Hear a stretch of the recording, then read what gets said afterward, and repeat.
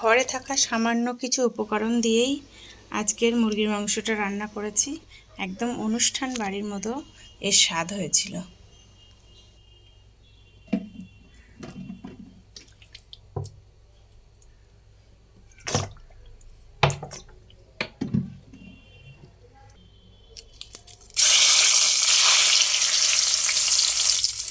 তেল আর ঘিয়ের মধ্যে আমি গোটা গরম মশলা ফোড়ন দিলাম।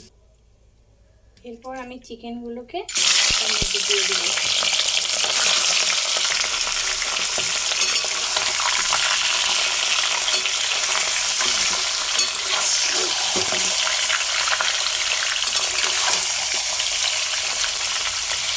চিকেনগুলো দেওয়ার পর খুব ভালোভাবে কষিয়ে নিলাম। গ্যাসের আগুনটা জোরে দিয়ে ভালো করে একটু ভাজা ভাজা করে নিলাম। এই পর্যায়ে কাজু আর বাদাম, তার সঙ্গে পেঁয়াজ, কাঁচা লঙ্কা আর একটু পেঁয়াজ বেরেস্তা আর একটা টমেটো নিয়ে আমি একটা পেস্ট বানিয়ে নিলাম।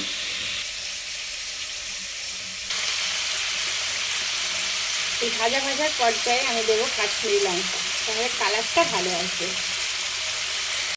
এবার আমি দিচ্ছি আদা বাটাটা দিয়ে ভালো করে আরেকবার কষিয়ে নেব।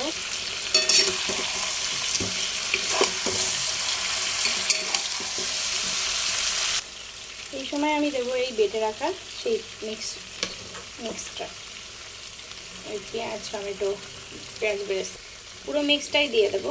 দিয়ে ভালোভাবে কষিয়ে নেব।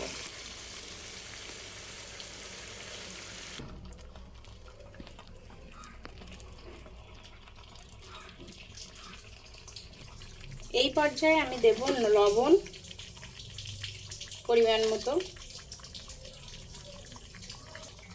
আর দেব গোলমরিচের গুঁড়ো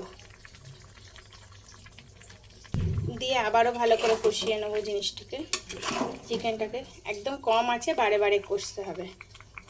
এবার আমি দেব হাফ কাপের মতো টক দই, ফেটানো টক দই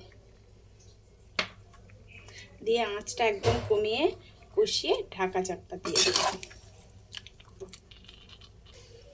খুব সামান্য জল আমি এই মশলা ধোয়া বাটি থেকে দিলাম।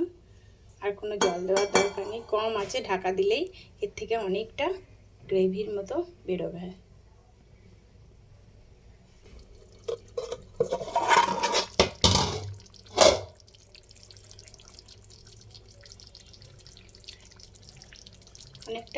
অনেকটাই ঝোল বেরিয়েছে, দেখতে পাচ্ছেন। আমি একটু নাড়াচাড়া করে আবার কিছুক্ষণের জন্য ঢাকা চাপা দিয়ে দিলাম।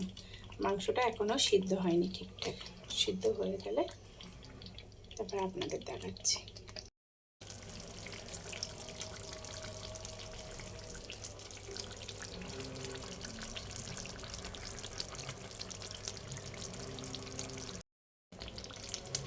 এই সময় উপর থেকে একটু গরম মশলা ছড়িয়ে দিলে তৈরি হয়ে যাবে আমার চিকেন কষা।